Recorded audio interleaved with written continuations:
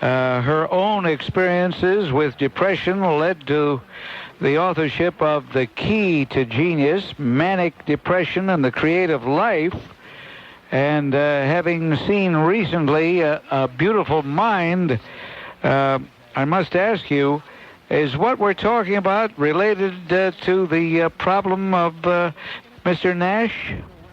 Before I get into that, I want to clarify I am the author, and Dr. Tolchin wrote the preface. We're talking, ladies and gentlemen, to the author, Dorothy Jablow Hershman. There you are. No, the illness involved in A Beautiful Mind was schizophrenia, which is a psychosis also, but a very different one.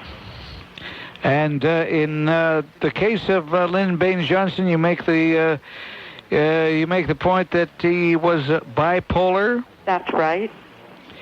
That would be a manic depressive. Could you explain? We hear more and more about that. Is this something that is growing, or is it just that we are more aware of it? I think that people are getting better at diagnosing it. Some people have gone through life, 30 or 40 years without being correctly identified as manic depressives, and therefore they weren't treated appropriately and couldn't do any better. In Johnson's day, however, there was really not much you could do to treat the illness. Nevertheless, he was never diagnosed. Now, the people around him, and certainly there were many, were any of them aware of his mental problems? People were aware that he was very paranoid because he'd say weird things like Robert Kennedy was responsible for the ghetto riots. And they also knew that he had terrible depressions. One of his speechwriters mentioned that just about every year, Johnson would become so depressed that he'd decide he was going to quit politics, and then he'd be talked out of it. But they didn't, I don't know whether they were acquainted with the symptoms of manic depression. At any rate, they weren't able to put a label on what was wrong with their boss. You say that LBJ's behavior could have come out of a textbook. His symptoms of manic depression, such as blaming others for his mistakes and not tolerating anyone else, being the center of attention. Is this what really led him to announce in March of 1968 that he would no longer run for president? Well, I think part of it was the realization, as the poll said, that he couldn't be reelected, and the other part was that he was going through a period of terrible depression, so he didn't have the will or the energy to run another campaign, even if it were possible. Historians tell us that he deceived the American public in terms of what Vietnam was costing us and the depth of our involvement. Now, I know your approach to this was not a political approach, but a clinical approach. But what have you been able to learn in your research? You mean about his deceptions? Yes. Well, while Kennedy was in his last days, he was actually planning to withdraw from Vietnam, and troops were scheduled to be withdrawn in December, but of course he was killed on November 22nd. Johnson allowed a few troops to be withdrawn following Kennedy's orders, but he was already planning an escalation without telling anybody, and except, of course, the military. And then in 1964, he ran as a peace candidate, which he certainly wasn't, because he was planning to pursue victory in Vietnam, even though Kennedy had given up on the possibility of it. In your book, you mentioned Mr. Reedy, who was his White House press chief, George Reedy. Were you able to learn anything from him? Oh, yes, Reedy was very good on presenting Johnson as the tyrant that he was. He was an abominable boss. And I believe Reedy is one of the many sources that describe Johnson giving orders to his staff while sitting in the bathroom with the door open. Tell us more about that. It's incredible, but I know that Mr. Reedy did reveal that to you. And the reason I was intrigued by your quoting George Reedy is I had interviewed him, and at the time I interviewed George Reedy, he was looking over his shoulder as though he was worried that the president might walk into the studio and hit him in the head or something. Oh, was this during Johnson's lifetime? No, it wasn't. Well, yes, it was. It was. Johnson was still alive, but he didn't live much longer after that. I think he died in, about 1970 or something like that? It was 73. Yeah, so anyway, George Reedy was intimidated by him, wasn't he? Oh, yes, he was. He recognized the strength of the man and Johnson's ability to get what he wanted out of people, but he also knew that Johnson was absolutely ruthless.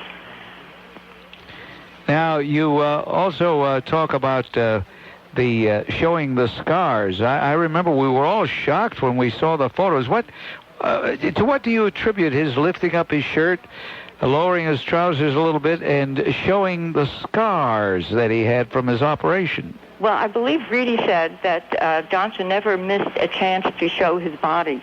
And this is quite true, and is also a behavior that occurs frequently in intense mania. He used to unzipper his pants and invite his guests to admire the length of his equipment. When you say guests, that takes in a lot of territory.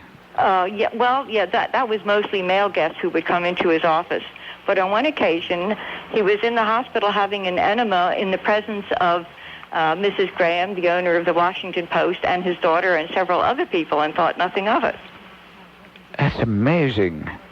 Did you get a chance to talk to any of these people and get their reaction? Were they too shocked to demonstrate that this was somewhat revolting to them? Well, I went to the Yale Library for my research, and I was so inundated with material that only about half of it got into the book. So I had no need really to go and interview people. In any event, I believe that people give their best testimony when their memories are fresh, and this is usually the case in legal trials as well. Outside of a book I read a few years ago, which dealt with the feud, the intense feud, the blood feud, you might say, between Lyndon Johnson and Bobby Kennedy. Outside of that, there hasn't been, to my knowledge, too much written about Lyndon Johnson. Well, I found a lot of it in my own research. He hated Bobby Kennedy.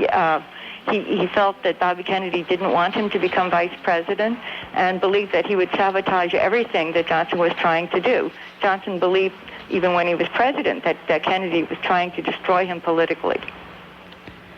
And this was, I believe, unfounded. I think Kennedy wanted to be president, but Johnson wasn't a particular target. And what about the influence that people around him had? For example, Robert McNamara, Secretary of Defense. Was McNamara influencing Johnson? Was Johnson telling McNamara what to say, what to do? Were you able to uncover any of that?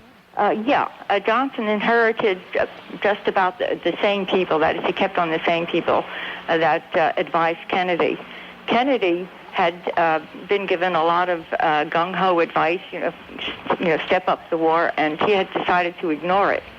Johnson initially coincided with what people like McNamara were telling him. He wanted to do what they wanted to do. But then later, as the war dragged on, these advisors, one by one, fell away, and Robert McNamara is a case in point. He also decided that it was time to pull out, that nothing could be done, that the bombing was useless, and Johnson ignored them.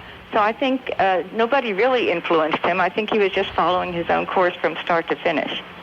Now, what about the allegation that God was speaking to him and choosing targets in Vietnam? Yes. He told that to the ambassador from Austria, Dr. Lemberger, and this kind of hallucination is one of the signs of extreme manic depression. a state in which people really belong in hospitals. My. Oh, it's just incredible. This is a fascinating book.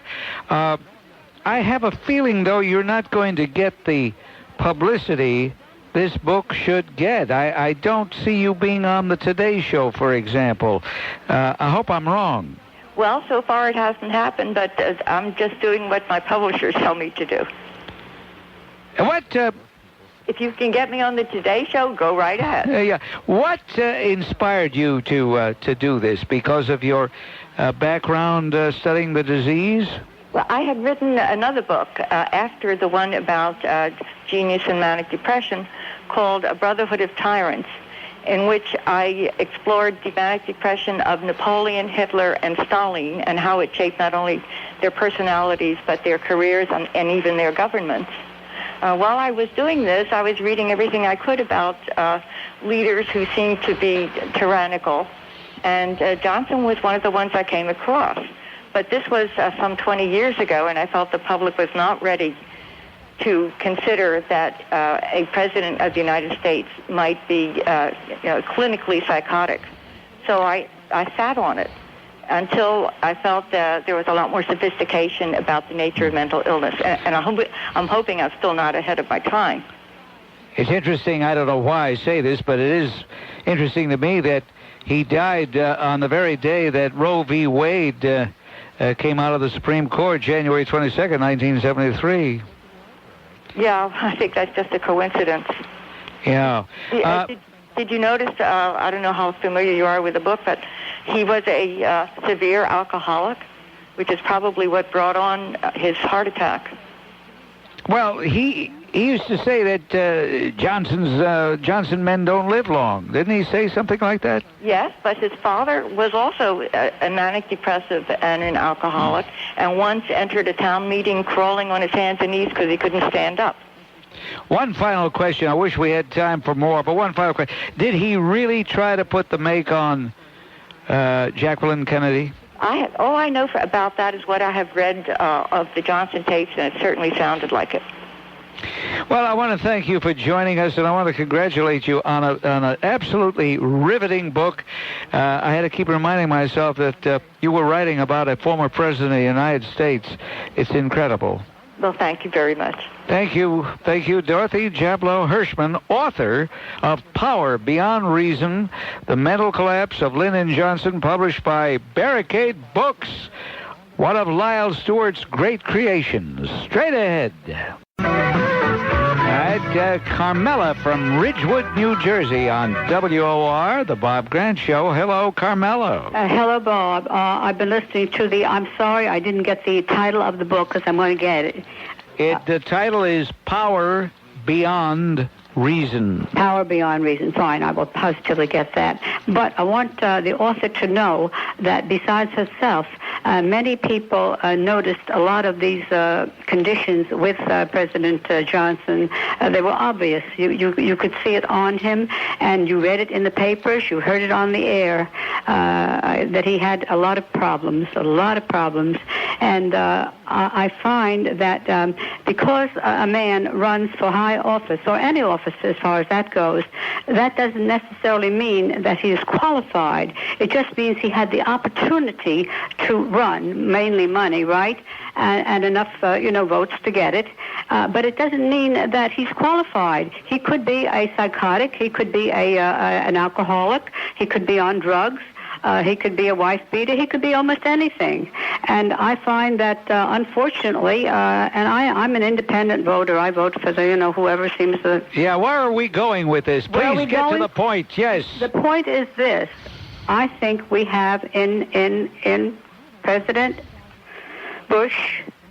Boy, you're scared. You're scared. You're nervous. You act like you're about to steal something out of a department store. Get it off your chest, will you? Are you there? No. She's going to say something. She was afraid I'd holler at her, so she provoked me to holler at her even before she said it. I knew she was leading up to something. I can always tell when people are up to no good. They stammer. Well, let's forget about Carmela. That's easy to do. Let's talk rather about that campaign in 1964. They conducted one of the most vicious, one of the most slanderous screeds of a campaign against Barry Goldwater. They had everybody thinking it was Goldwater who was Dr. Strangelove, that it was Barry Goldwater who was off his rocker. And the great paradox, the irony, the cruel irony is that Lyndon Baines Johnson was the wacko. And how differently history would have played out if Barry Goldwater had won in 1964 instead of Lyndon Baines Johnson. But between the New York Times, the Washington Post, the Eastern establishment, even I'm talking about Eastern establishment Republicans, they wanted to destroy Barry Goldwater. And they did. But in destroying him, at least for the election, they created the Lyndon Baines Johnson years that we are still paying for. And of course, they didn't really destroy Barry Goldwater. He came back as a senator, stronger, more respected than ever. Here's Mark in Portchester at WOR. Hello, Mark. Yeah, Bob, hopefully I can contribute to the show. Can you imagine, did you say that Kennedy would pull out, not Kennedy, I'm sorry, Johnson would pull out his Johnson to show people? I mean, that's how sick this man was? Yeah, that's in the book, and the person we interviewed is not someone who's going to lightly go into something like this. Right. She's not looking to titillate anybody. I had heard that story. I had talked to different people years ago, and they said that it was nothing for him to do that. Yeah. I initially called. I wanted to mention I read Henry Kissinger's and Peter, I think his name is Bernhardt's column in the Post about North Korea and how we're just, in addition to Iraq, we have some serious problems with Korea. And then I listened to your show, and just as an aside, I hear about these, what Johnson was doing, and it's just driving me nuts. But I want to make a comparison to Bill Clinton. Do you see the comparison here? He used to show that photograph when he was a kid, how he had met Kennedy, but I think Bill Clinton's real role model was Johnson in this incident. I mean, these Democrats, if Johnson was a Republican, that woman would be on a Today Show tomorrow morning. She'd be the first booking, I guarantee it. Oh, yeah. Absolutely. Yeah, she won't get the attention. This book won't get the attention it deserves. But that just shows you how the mainstream media is organized and how they think and how they act. Yeah, and if I could just mention an example of another Democrat who's got maybe off her rocker, but definitely going to run for president. The meretricious one, Hillary Clinton, she had called one of her advisors an effing Jew at one time. I don't know, what else could you imagine she's done? I mean, and she's going to run for president, like you said. So, let's be prepared for it. Keep our powder dry. I appreciate your call, Mark. Thank you very much.